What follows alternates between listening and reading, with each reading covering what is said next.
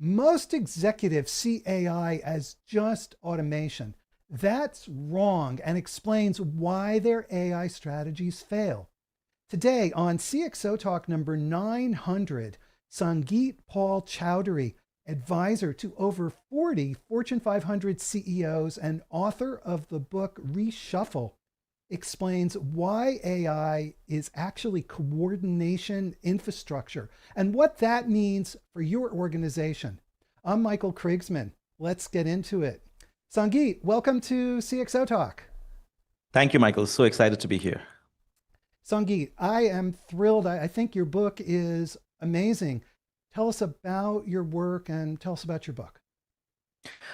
Well, thank you so much. The reason I wrote the book Reshuffle was really because there's a lot of hype about AI at the moment, and there's some fairly consistent patterns that we see in how strategy and systems change when new technologies come in. And when we're in the midst of hype, we sort of miss that whole understanding exactly how some of these things will play out. So the reason I wrote Reshuffle was to kind of extract us away from how we think about AI in terms of the hype today, but really to think about how enduring change happens because of new technologies. And that's really what inspired me to kind of bring this book together. Your book describes a different paradigm or a different way of looking at AI. So tell us about that. Well, in my experience, I work with a lot of executives, and when they say that they're implementing AI or they're thinking about AI, they typically mean that they're automating tasks, they're automating workflows in their organization, they're deploying technology towards automation. And my key argument in the book is that the real value of AI plays out not through automating tasks in the system that you're playing in today, not through just automating what already exists, making it cheaper, better, faster, but really reimagining your business around the capabilities of AI. Because the real advantage or the real impact of any technology plays out when economic activity gets reorganized based on the new capabilities of the technology that is made available. So even when we say, when executives today say we need an AI strategy, when I ask them about it, very often what they mean is we want to figure out what should we do with AI. And that sort of traps them within thinking about here's our business, how do we apply AI into it to get things cheaper, better, faster? But that's not really what strategy is about. Strategy is fundamentally about answering two questions. Where do we play? How do we win? And so when we put AI into the mix, the question that we should be on, the questions we should be thinking about is how does a world where AI comes in, how does that change our playing field? How does that change, who we compete with, how we compete, how we create value, how we capture value? And then how does it change advantage within that playing field? How does it change how we win? So it's really about reimagining advantage and your business given that the world is changing rather than thinking about how to apply AI within the confines and assumptions of your current business. Okay, so take that down another level for us Mhm. because you're describing the limitations of viewing AI as a technology that can make things essentially better, faster, and cheaper. And I think that's how most of us view technology in general. So you need to unpack this. Yeah, so when in order to make this distinction in my book Reshuffle, I make a distinction between thinking about the impact of technology at the level of tasks and activities, which is you do a certain set of activities and run a certain set of workflows to create value as a business. You're bringing AI in to speed those things up. So that's the automation view of thinking about how you think about AI or technology in general. But if we look at previous technology waves, and I take the example of the shipping container, I use that example because today we are very obsessed with whether AI is good enough or not, whether AI is intelligent enough or not. My point is that even with its current capabilities, uh, AI is massively underutilized because we are still thinking about speeding up things in the existing system. And that prevents us from seeing what's possible around the capabilities of AI. So if I very quickly just take us through, what happened with the shipping container, because it's an interesting parable to understand what's possible with AI today.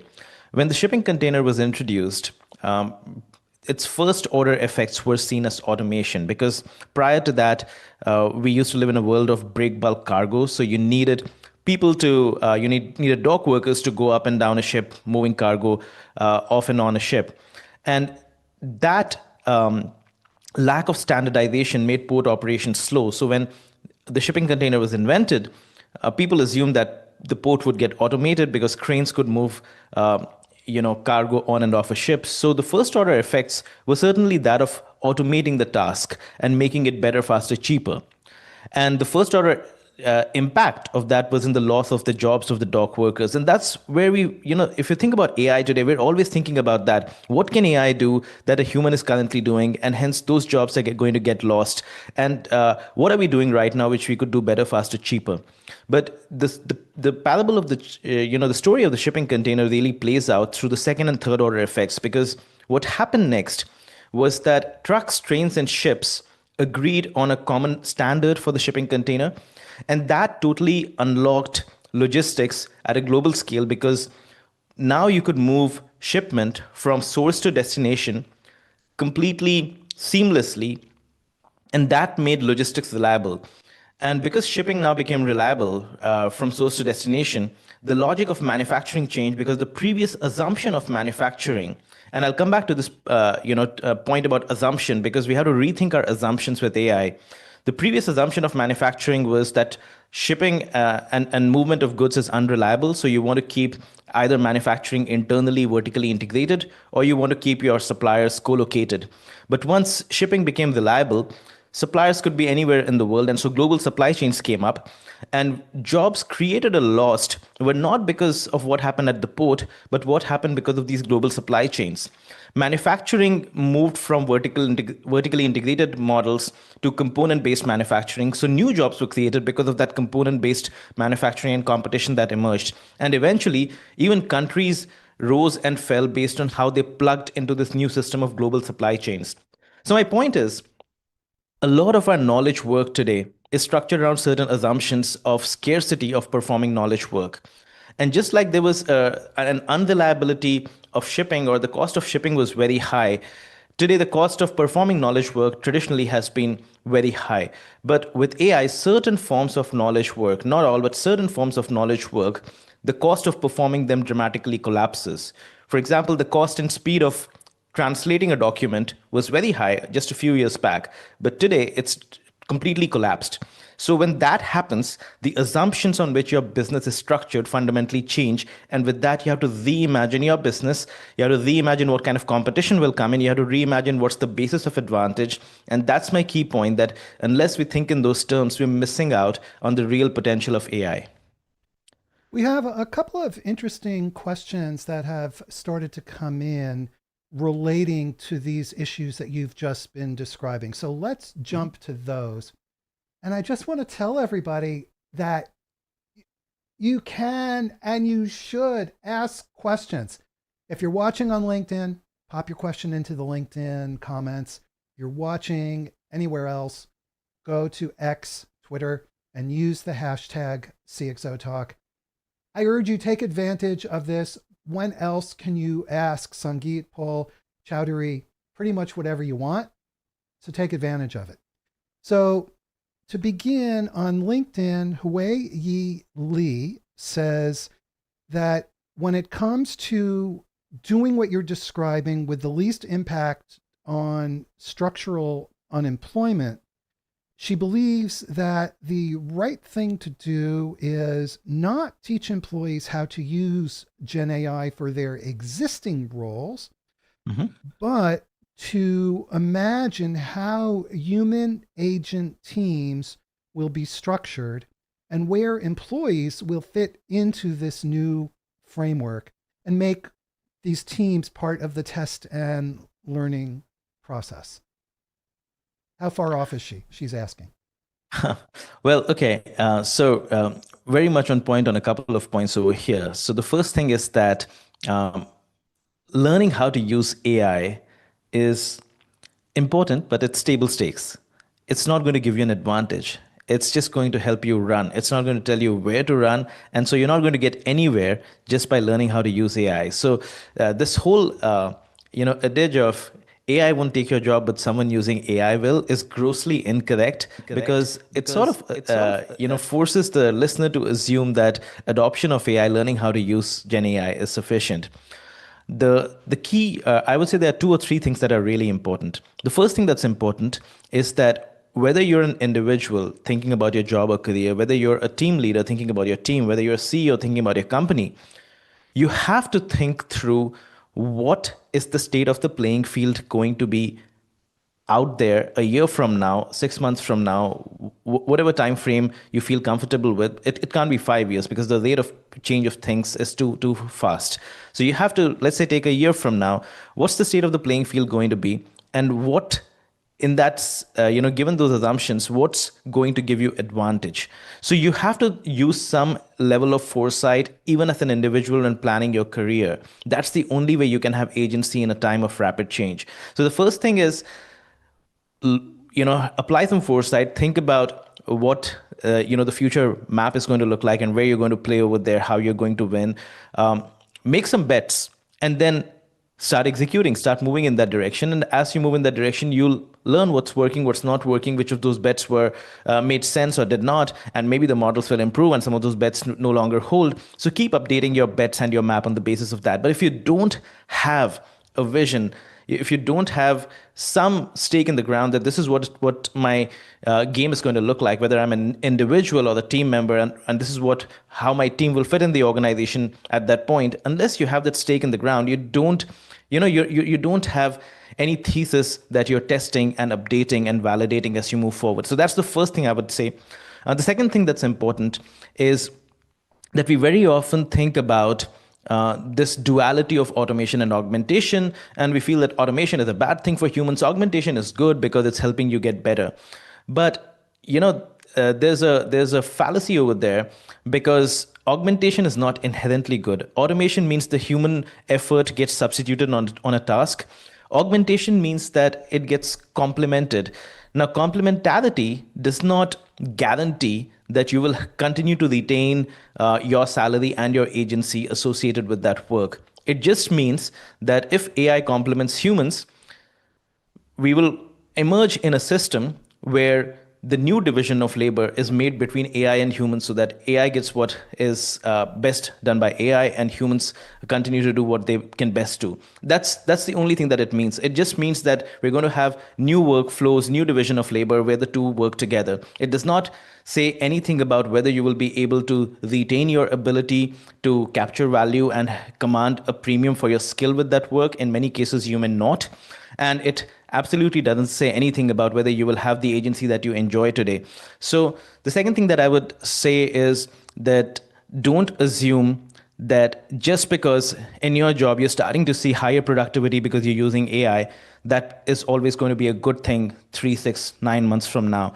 You have to always be aware of the fact that there's a new division of labor that's going to come, and that's the whole idea of a reshuffle in this instance.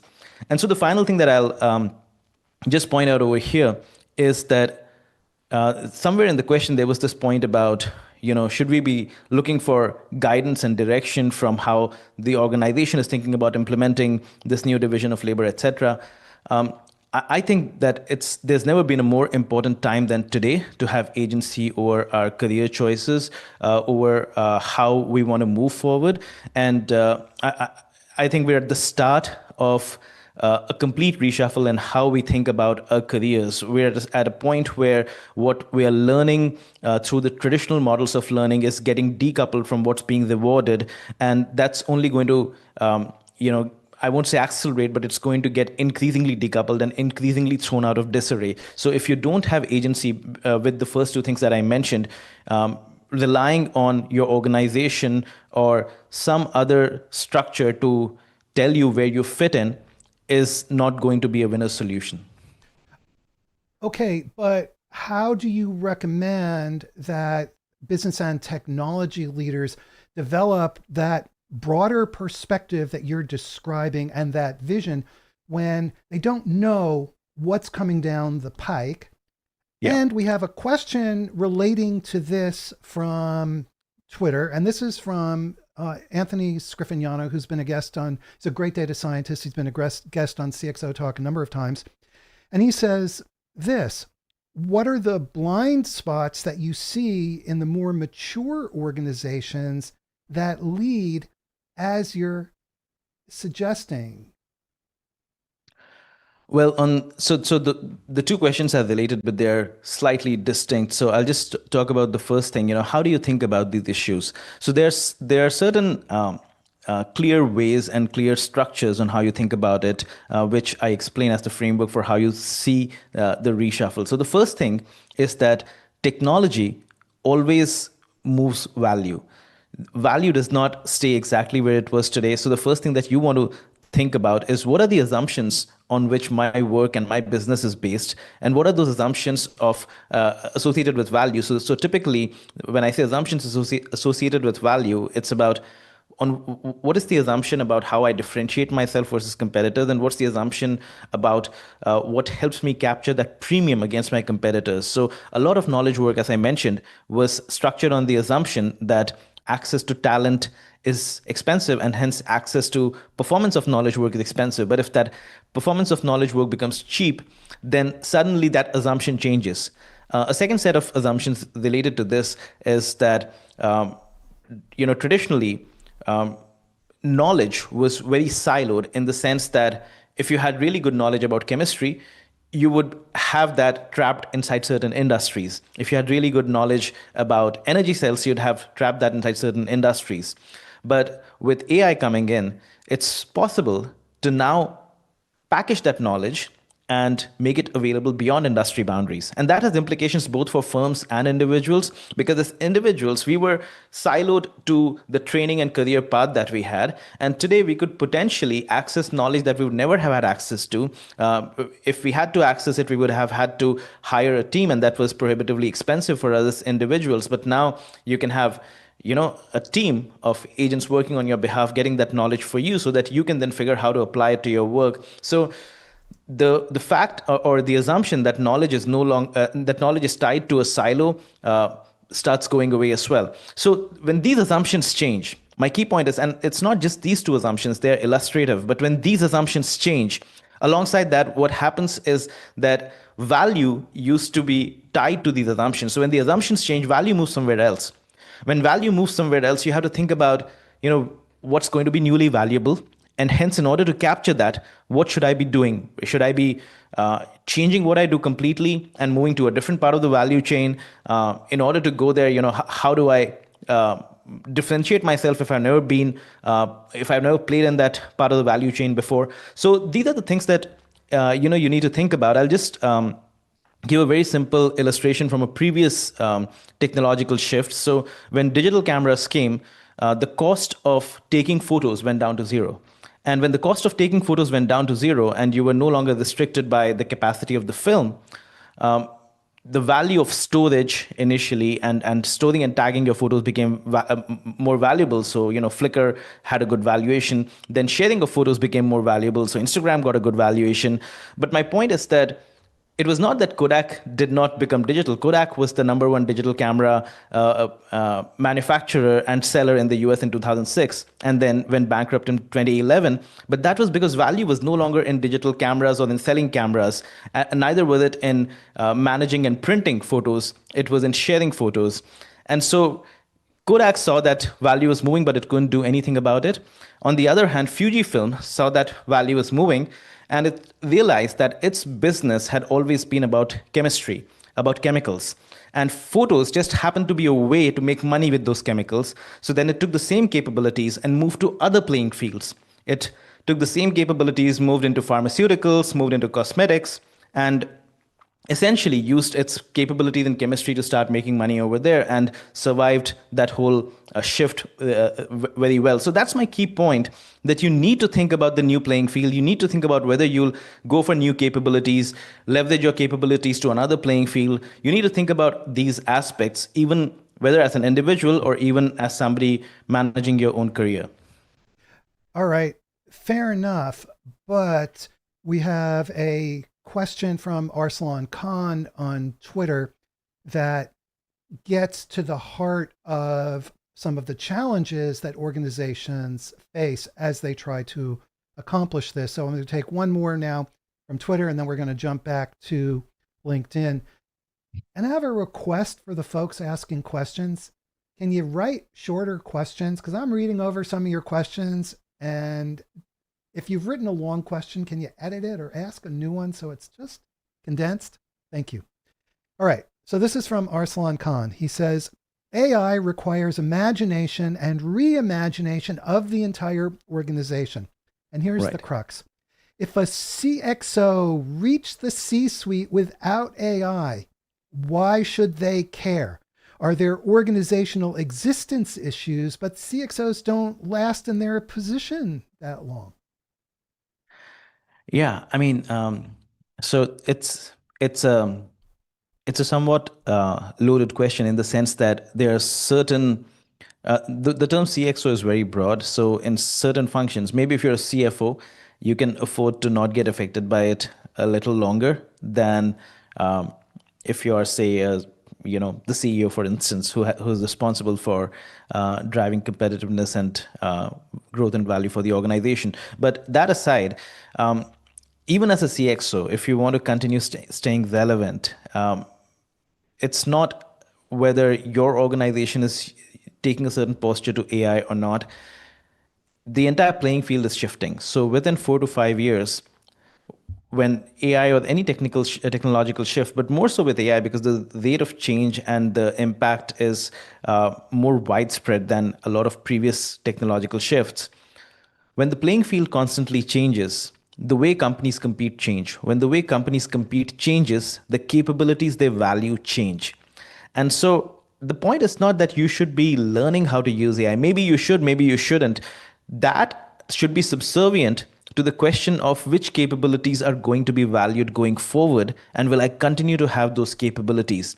The capabilities I have today, will they still be valued when the way companies compete in my industry will fundamentally change?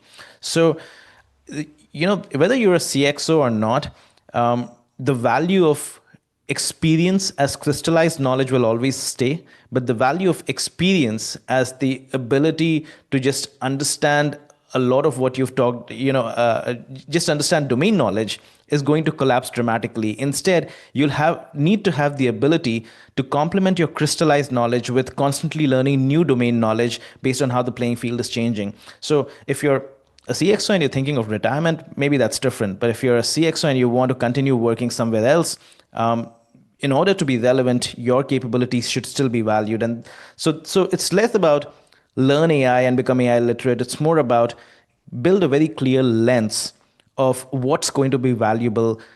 How is the changing playing field going to change my job or my role, or the capabilities that I have, will they increase in value or decrease in value? Those are things that you need to think about.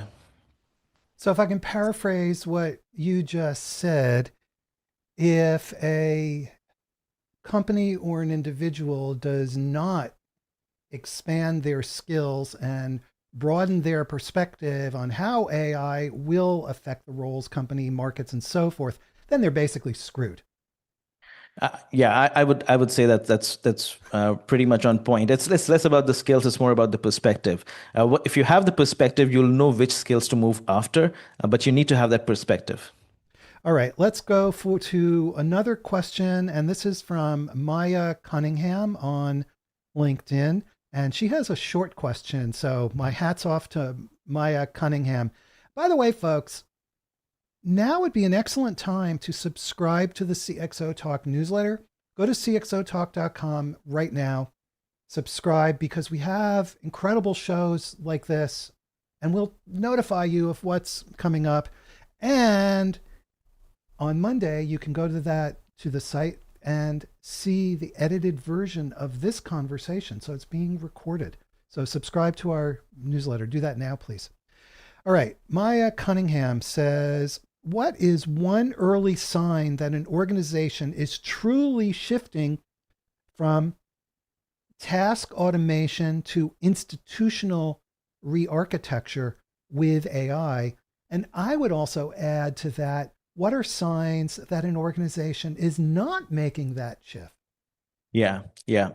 I mean, there are some leading indicators in terms of the types of directives that are being passed along internally. So let's take a simple example.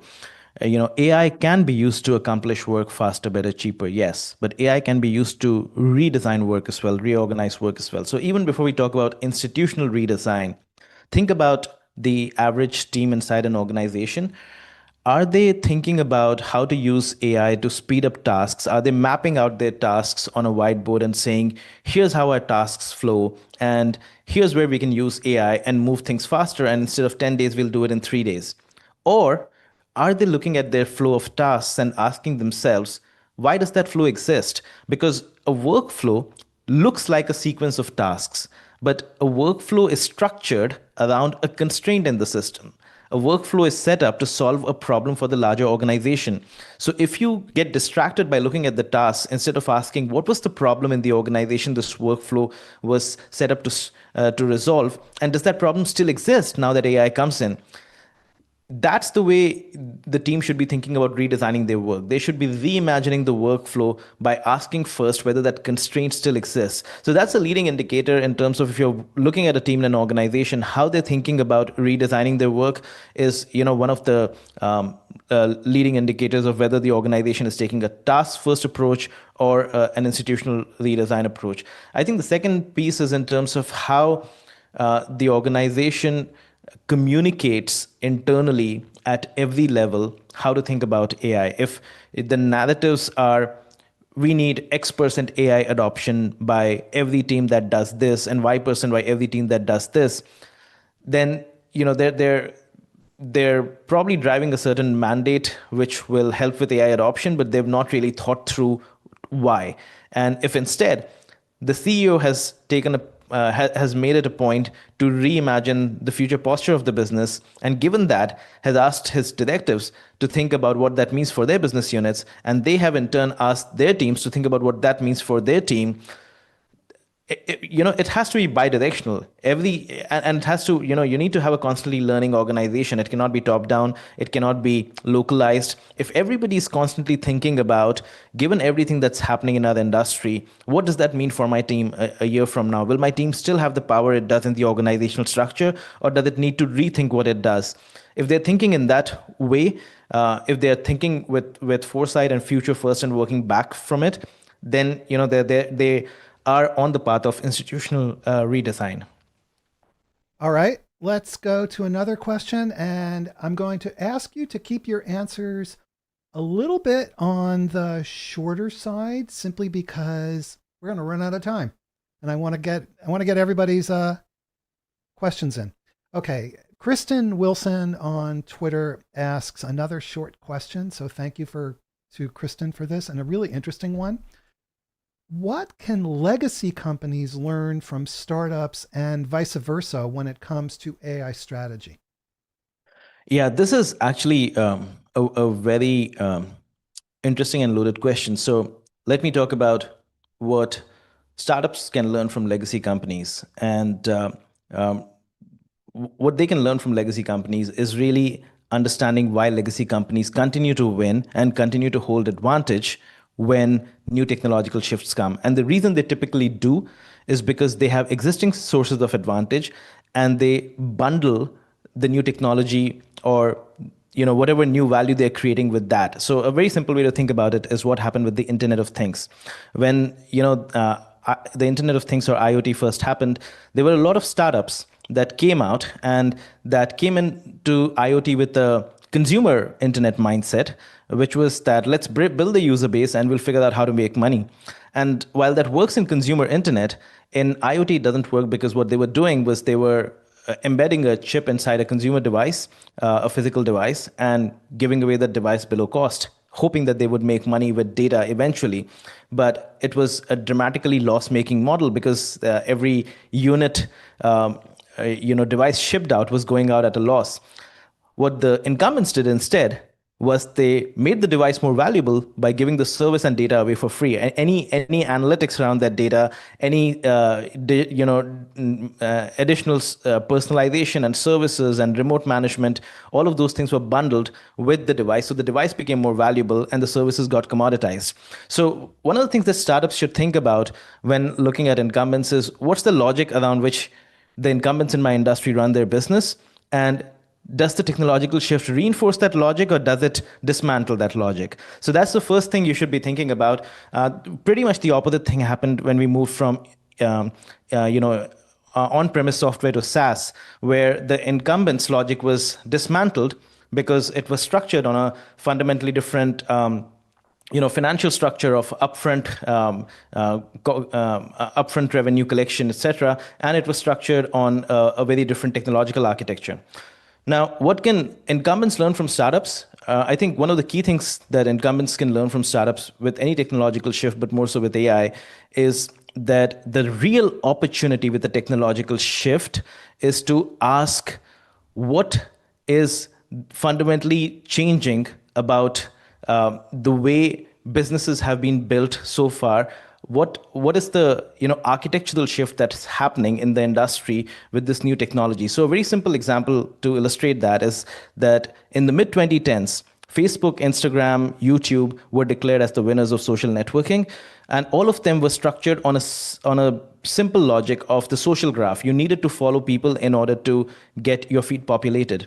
And TikTok came along, and three things happened around that time. TikTok was mobile first, so was Instagram. But then, in addition to that, with 4G connectivity, TikTok was also streaming videos, and AI had improved. And so, mobile video AI, TikTok combined the three things, made the video duration less than 1 minute. And with that, it was able to capture much more data with people scrolling videos on their mobile. And just using that data, it was able to create an interest graph or a behavior graph through which it was able to populate feeds.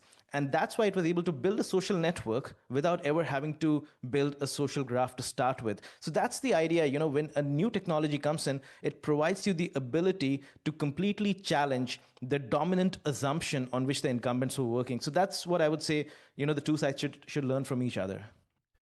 Such an interesting point, because also one of the things that TikTok did is it shifted popularity from the social graph. With Facebook, it's your friends. If your friends are posting something, then you respond, shifted to interest. So if you see a short video that you're interested in, and as you said, because they were now short videos, TikTok was able to gather all of this data, and that has changed dramatically how social media works. That's right.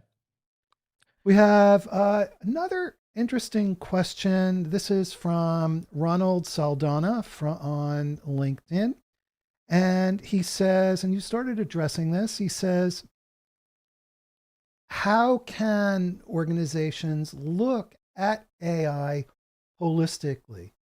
In other words, okay, people are listening, they say, fine, we need to do something there. How do you do it? Well, I think the first thing is that you need to ask yourself. So the first thing is that even before it's a how question, if you have to be holistic, you need to ask the what question. What is the future model going to look like with AI coming in? So let me give a simple example to illustrate this. We talked about TikTok, right? And now what worked for TikTok was that because the video duration was short, you could watch 10 videos in one session versus one or two videos on YouTube in one session that some users would have watched. And that gave it a lot more data and a much more scope of data. Now, if you were a manufacturing company, you would say, well, what do I do with this? This is TikTok. I can't really do anything with it. Well, what happened is that there was a manufacturing company that decided, well, we can apply the lessons from TikTok into manufacturing. And so you saw the rise of a company called Shane coming out of China. Now, when we think of Shane, we very often think of it as somebody polluting the environment and creating a lot of waste. But really, what Shane did to manufacturing was what TikTok did to social media. So Shane, traditional fashion used to work in the model where you would have experts go to Milan and Tokyo, sense the trends, build out a collection for the next season, put out that collection, and then come back and then do the same thing for the subsequent season. Very slow, long cycles, and you did not know what was going to succeed versus not. So, not always a very good ROI on the entire business. Now, what Shane does is it does what TikTok did to social media. It constantly collects data from the internet, from social media, from TikTok, incidentally as well. But it uses all of this data to then determine what people are interested in. It finds micro styles. And so it's again learning in small batches. It creates these micro styles. Based on that, it creates new designs very quickly. It sends these designs to a network of manufacturing partners and asks them to run very small production runs, so 50 to 100 units. And then it takes them out, puts them in the market, tests them, see if they sell off. And based on that, it either doubles down on that design, or it moves to the next design. But all through, its algorithm is learning which designs are working versus not, and hence improving its ability to design. So my point is that a manufacturing company looking at TikTok would have said, this is irrelevant. Tell me something about what's happening in manufacturing. Tell me what the biggest manufacturing company is doing.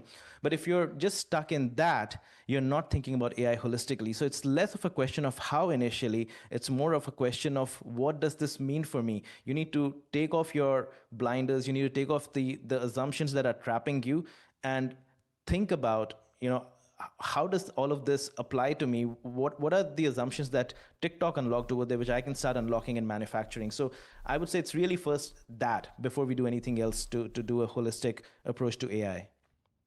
All right, we have another great question from Greg Walters on LinkedIn. I'm going to ask you to answer this very quickly because we have too much to cover and not enough time.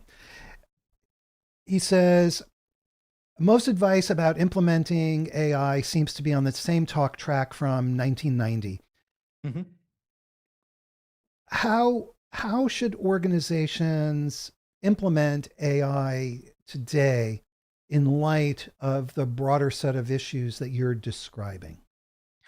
Yeah, I think the challenge is that most talk about implementing AI is from the 1990s, because a lot of people who are implementing AI as vendors are the people who cut their teeth implementing automation as robotic process automation and other forms of automation in the past, and they bring in that same automation hat over here and sell the same thing to clients, and that's the real problem, because if AI is really about an opportunity for system redesign, you should be talking to fundamentally different people who are actually system thinkers, who are thinking about what does this mean in terms of competitive forces, what does this mean in terms of our internal capabilities, and really rethinking on that basis. So the first thing I would say for organizations is think hard about whether yesterday's vendor is still the right vendor to help you tomorrow. If you're thinking hard about whether yesterday's talent is the right talent to help you tomorrow and you're cutting jobs on that basis, then the least you should be doing is ask whether yesterday's vendor is the right vendor for tomorrow.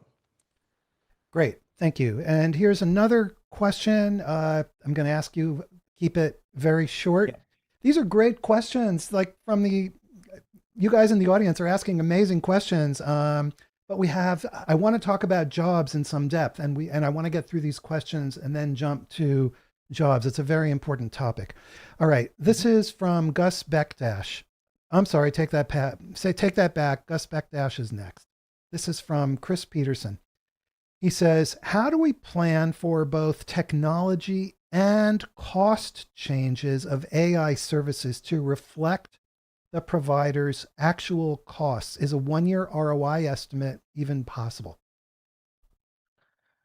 Yeah, I think cost changes you probably can figure out in a 1-year ROI, but system redesign and really reimagining your business model, all of that is not a 1-year ROI, and you should actually be accounting for it separately as tax for us to stay relevant. It's more of, or rather, an insurance cost of us staying relevant. It's more of, if we don't do these other things, we may not even be in business tomorrow. So the whole point of cutting costs won't make sense if the game in which we are cutting costs is not being played anymore. Great. Here's another one, and this time it is from Gus Beckdash, and he says technologies don't create value quickly. In terms of normalized performance, electricity took 70 years, computers took Sure. 40, internet Yeah. 25. How long will this be for AI? Yeah, it's actually a very good point because the reason technologies don't create value immediately is because technology in itself does not create value. It's the larger socio-technical system that creates value. What that means is every technology needs complements which all need to come together before value can be created. And I'll give like a very quick example of how this plays out. I take the example of the rise of the barcode and Kmart and Walmart adopting this in my book. And Kmart adopted only the technology of the barcode and hence improved the checkout speed at the register. But Walmart combined the technology of the barcode with complements. It had invested in a satellite system. It had invested in its own internal supplier management system. It had invested in EDI and managing data across the supply chain. So it used the barcode data to aggregate data across its stores and used that aggregated data to negotiate with suppliers, because before that stores used to individually negotiate with suppliers, and suppliers, which were the brands, had more power. Walmart was the first retailer that flipped that power equation because it created a new socio-technical system around the technology. So you have to think about what's that larger system. You can't just keep saying here's AI, when are we going to see the value with that AI? You have to think about what's the larger socio-technical system that needs to be created in your industry for that value to play through, just like Walmart did. All right, we have a couple of questions that I think are related. This is from Sachin Kumbulpuri, who says, if AI learns by sensing and adapting continuously, what stops our strategies from doing the same? That's on LinkedIn. And on Twitter, Elizabeth Shaw says, you say AI will change the playing field or the holistic systems in which they act, and that an AI strategy must address. So what kinds of change of systems are you talking about? So we're really getting to the heart here of the Yeah. strategic shift. Yeah, I think so. You also asked me to keep the answer short, and these are not easy questions to answer very quickly, but I'll try to bring these two things together. So, the thing is, yes, AI learns, and if your socio-technical system does not learn, which is your larger system within which you're setting up AI, if that does not learn, and if it's only the model that's learning, then it's not going to be valuable. The reason, the Shane model works is because it takes a digital, physical, complex system and ensures learning happens across the board. I'll give an example that also illustrates the second question, but illustrates the first point again with that. So think of what's happening in the materials industry today. Materials industry are plastics, rubber, all of these different industries. And in these industries, traditionally, what was scarce was the ability to come up with a new formula that you could patent. And then on that formula, you created a material which could then be used in cars and doors, etc. With AI, new formulas can be created much faster. So the constraint around lab testing and all of that goes down. But whether that formula fits the end use case and whether it's valid and whether it's validated, that becomes a new constraint. And in order to solve it, labs, production lines, and end channels need to work together to keep testing, gathering data from the market, and keep reinforming the labs and the production lines on that basis. Just like Shane does, it learns from the market and then it improves its future run. So as a whole industry, these industries will have to change to bring back to the first question that whole learning cycle in. And in order to link it back to the second question, what we're seeing is the reason you need the learning cycle is because the playing field has changed. Creating that initial compound is not expensive anymore. What happens when the cost of creating compounds goes down is you see patent trolls, because anybody can use AI to generate compounds, file patents, sit on that, but those patents become useful only if they can be applied to a certain end use case for which you need to learn at an industry-wide scale. So that's the thing. You cannot, in a world of AI, you simply cannot say that the learning will happen in the model. Every single part of the socio-technical system, every single part of the industrial system will have to learn in order to stay competitive. So you're not optimizing just for that technology, you're optimizing the broader system where where that technology fits in your organization, all of its capabilities and so forth. You're actually redesigning the system so that it can learn, because a traditional manufacturing system cannot learn. But when Shane redesigns it so that it takes a small batch, tests it in the market, and then on that basis updates its algorithm about which design worked and which did not, that's how the system is learning, by redesigning first. Okay, on LinkedIn, Sufyan Ben Sabur says, where should AI not be applied? Does everything look like a nail, or are we trying to boil the ocean? So when do we apply and when don't we apply AI? I think the simple answer is AI should not be applied whether it should not be applied. What I mean by that is you should never start with AI to start figuring out whether it should be applied or not. You should try to understand, given not just AI, but everything. Think about all the forces shaping your industrial playing field, right? AI, tariffs, globalization, everything that's happening. How is that changing how your industry will work a year from now? And how are the boundaries of your industry changing? So that's why I use the word playing field. How is that changing where you play and how you create advantage? Start over there, because AI is one of the ingredients, even though a very important ingredient, is one of the ingredients shaping that. Once you figure out what's changing, you have to figure out what your future posture looks like. And then on that basis, you have to ask yourself, well, which capabilities will we value if we become that? If we become a learning materials company versus just a compound creating company, what new capabilities will we value? And so on that basis, you then start to think about, if these are the new capabilities, which of these can AI help me with? So you have to really work backwards. You can't just take AI and say, we're going to start applying AI because everybody else is. I mean, that's again, it's a bit like you want to run around, you want to run from one corner of the US to the other, but you're just hitting the gym and you don't have a map of which direction to start running in. So you need to know what you are doing before you start applying AI. So in other words, don't just follow the hype. Absolutely. I mean, that's sort of the unsaid subtext to everything.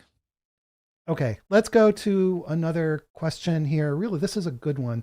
They're all good, but this one, Mayena K. Empoyo says, could we consider AI an accelerator of ecosystems, or the missing link ecosystems had been waiting to rise up to their strategic potential? I'm delighted that he asked this, because as I read your book, I kept thinking about this in terms of ecosystems. So Right. tell us about that.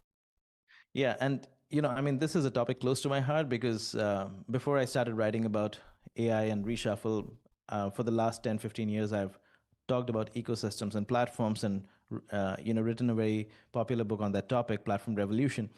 Now, the way ecosystems have worked. So, what are ecosystems? First of all, ecosystems are um, essentially actors with misaligned incentives that have complementary capabilities which need to be brought together so that value can be created. So the whole point of creating, managing an ecosystem is to align the incentives just as the capabilities are already aligned. And so when you're thinking about how you organize an ecosystem together, take the example of the container again, the container shipping example I started with. The whole global logistics ecosystem, trucks, trains, ships, manufacturers, aligned because of standards. They agreed on common standards. They agreed on a unified contract. So that's what I typically think of as coordination, which starts with consensus. You need consensus between the players to align them, and then the coordination starts. Now, in the case of AI today, uh, I believe there's an opportunity to start coordinating and aligning the ecosystem even without consensus, because AI can take information from various players, even unstructured information, and make sense from it and use that to then guide decisions and actions between different players. A very simple way to think about it is that when you book a trip, you get your flights from one place, you get your hotel booking from one place, you have your itinerary on a spreadsheet, and then you manage your activity somewhere else in your email. And there was no way for all of these things to talk to each other. But today, you can throw all of them into an LLM and ask it to create a structured itinerary. And that's obviously a very simplistic way of how that alignment happens. But just imagine if there was a way for all of these players to start using agents to communicate with each other. They would not even have to work on the same interfaces and align beforehand.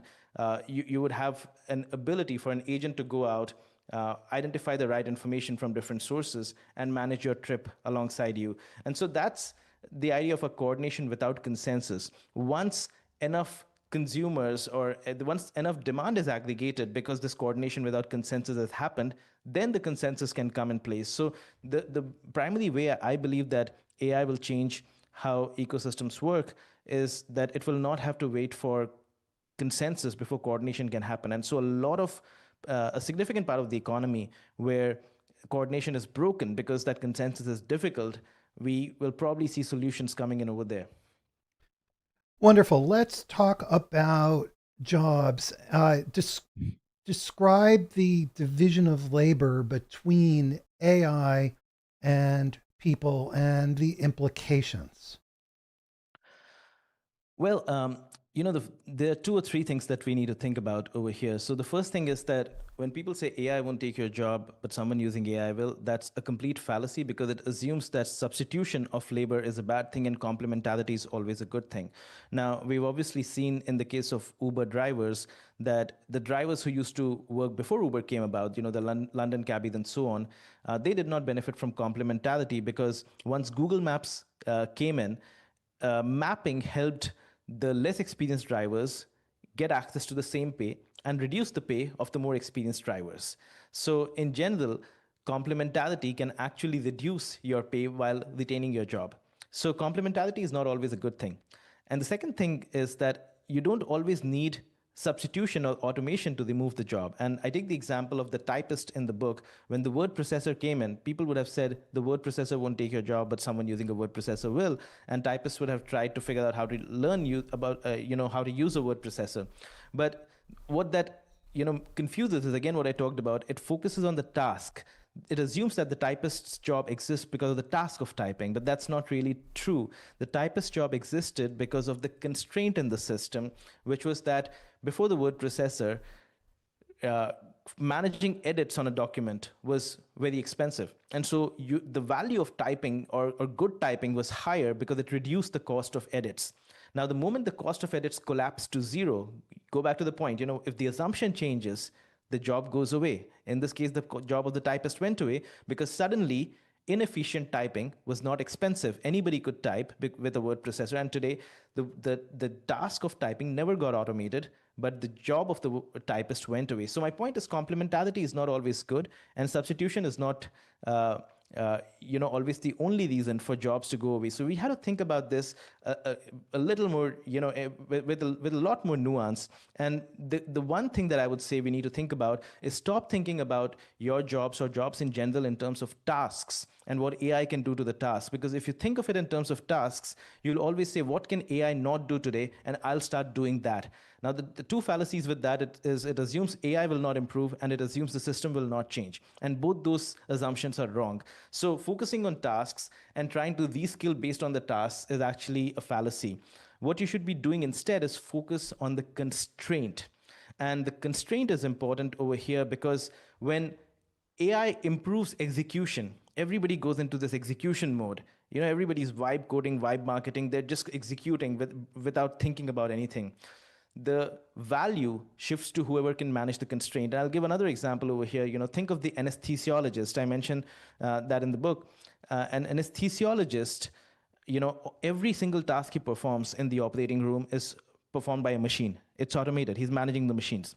But the reason he's paid extra high is not because he's a really good machine manager, but because he manages the risk in the room of ensuring that the right amount of anesthesia is going out at the right point to the patient. And so a very common constraint that commands a lot of value is risk. If you can manage the risk in the system, you can command a lot of value. The final point I will say, and I'm not saying risk is the only constraint, I'm just saying don't look at the task, look at the constraint. When AI comes in, the old constraint goes away, but new constraints will emerge somewhere else.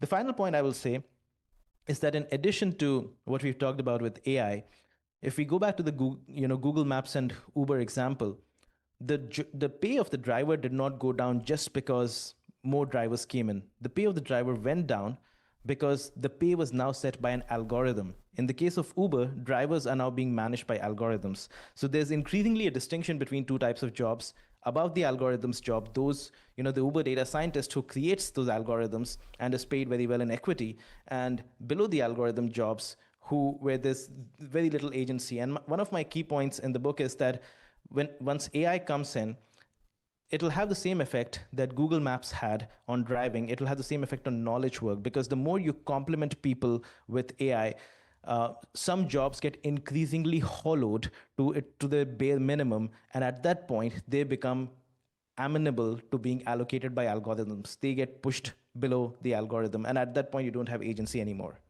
Okay, very quickly, elaborate more on the jobs above and below the algorithm, because there are profound implications for all of us in many different kinds of roles.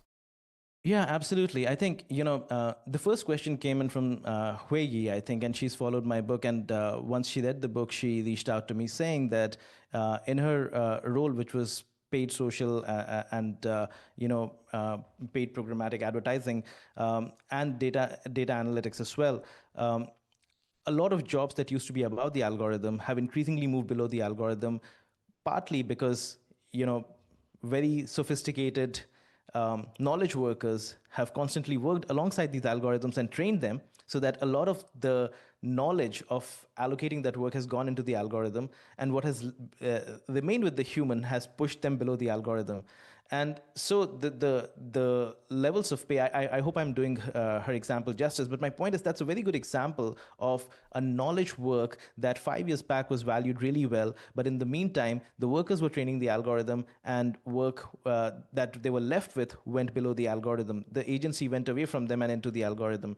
And this increasingly will happen with AI coming in, because the issue is not whether AI can perform a task or not, and whether you have any tasks left to perform or not.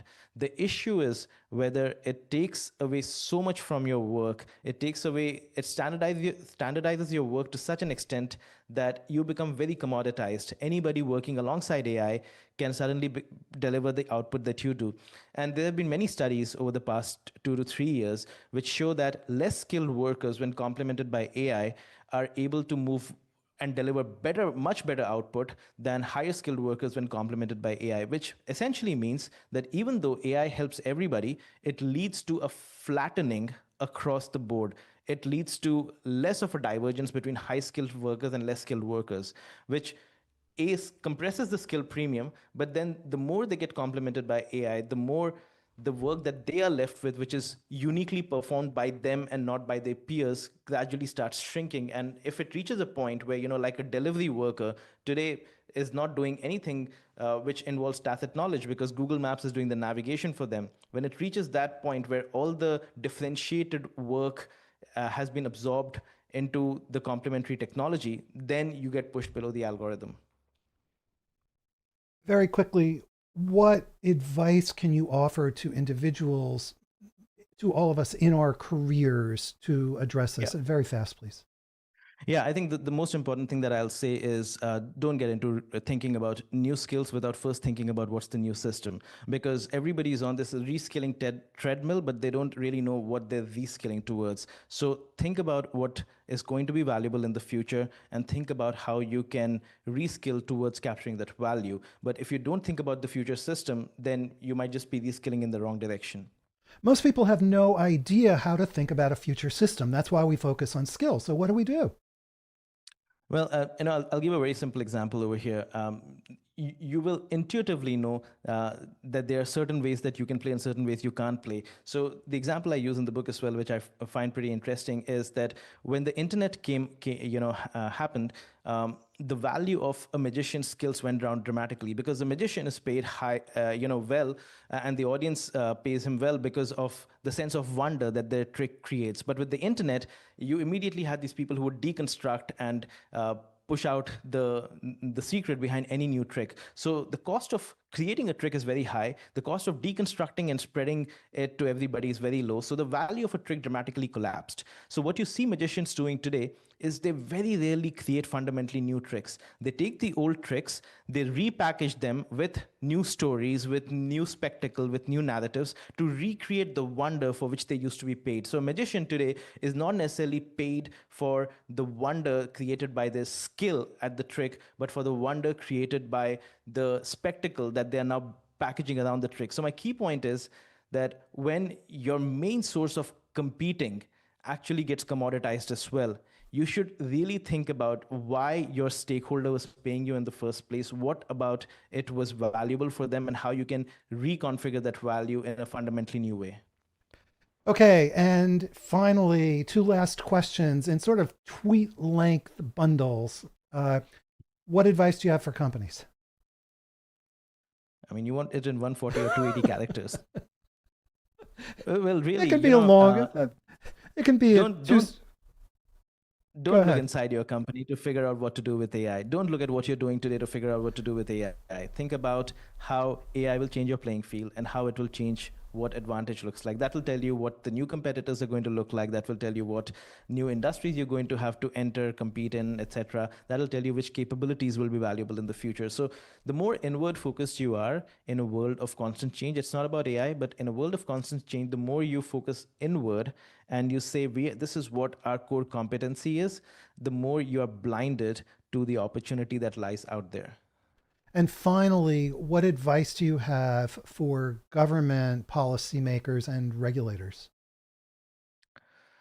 Well, I think the most important thing is to really understand that there are a lot of mechanisms of protection that used to exist, or institutional mechanisms of protection and value distribution that used to exist, whether it was unions or whether it was taxation.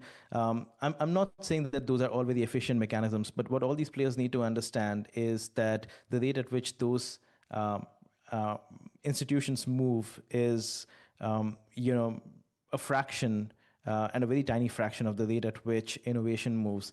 And so they have to, if organizations have to create learning organizations and not just rely on learning models, regulation has to create learning regulation. It has to be more distributed, multiple points of understanding what's happening versus a single top-down system through which regulation is being delivered. So we need a fundamentally new way to think about policy. The current model will not keep pace with what's happening.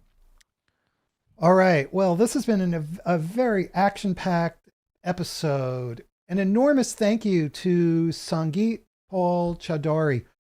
He's advisor to over 40 Fortune 500 CEOs, and he's written this new book called Reshuffle. Sangeet, thank you so much for being here with us today. Thank you so much. This was so much fun. Thank you. And a huge thank you to everybody who participated. Your questions, as always, you guys are amazing. Your questions are great. Before you go, subscribe to the CXOTalk newsletter and connect with Sangeet and with me on LinkedIn. Thank you so much, everybody. We have incredible shows coming up. We'll see you again next time. Have a great day.